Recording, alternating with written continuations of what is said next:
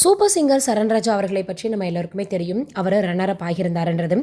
ஏற்கனவே நிறைய முறை மிஸ்கின் அவர்கள் மேடைகளில் சொல்லியிருப்பார், ரொம்பவே கஷ்டப்பட்ட பையன், ரொம்ப ஹார்ட் ஒர்க் பண்ண பையன் அப்படின்னு. அவருக்கு பார்த்திங்கன்னா ரன்னர் அப் ஆனது மிகப்பெரிய அளவில் கொஞ்சம் வருத்தம் தான் சொல்லணும். ஏன்னா எல்லாருமே அவரை வின்னர்னு எதிர்பார்த்துட்டு இருந்தாங்க. இந்த சூழ்நிலையில் இப்போ அவருக்கு திருமணமாக போகுது அப்படின்ற செய்திகள் வெளியாகி இருக்குது. அது எந்த அளவுக்கு உண்மை அப்படின்றது அவரே பார்த்திங்கன்னா சொன்னாதான் தெரியும்.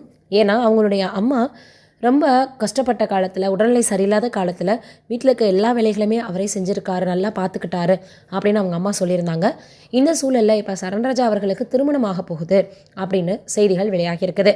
அதோட இப்போ அவர் தனக்கு தேவையான எல்லாத்தையுமே செஞ்சு வந்துட்டுருக்காரு. வீடு கட்டிட்டு தான் அடுத்தது எல்லாமே பண்ணணும் அப்படின்ற மாதிரி ஐடியாவில் இருக்காருன்னு சொல்கிறாங்க.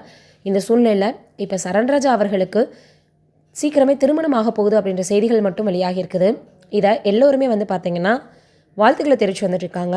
ஆனால் உண்மையிலேயே சரண்ராஜா அவர்கள் சொன்னாதான் உண்மையா அப்படின்றது நம்மளுக்கு தெரிய வரும்.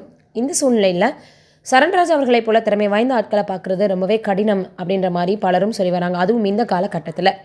இது ஒரு பக்கம் இருக்க, ஆதி அவர்கள் அடுத்ததாக மரகத நாணயம் பார்ட் 2 வரப்போகிறதாக சமீபத்தில் வெளியிட்டிருந்தார். பார்ட் 1 பயங்கரமாக இருந்துச்சு. அதற்கு காரணம் அதில் இருந்த கண்டென்ட்டு காமெடின்னு சொல்லலாம். முதல் பகுதி பார்த்திங்கன்னா ரொம்பவே காமெடியாக போயிருக்கும். அதனால் முனிஷ்காந்த் அவர்கள் இருந்தால் நிச்சயமாக அந்த படம் இன்னும் நல்லா இருக்கும் அப்படின்னு எல்லோரும் சொல்கிறாங்க.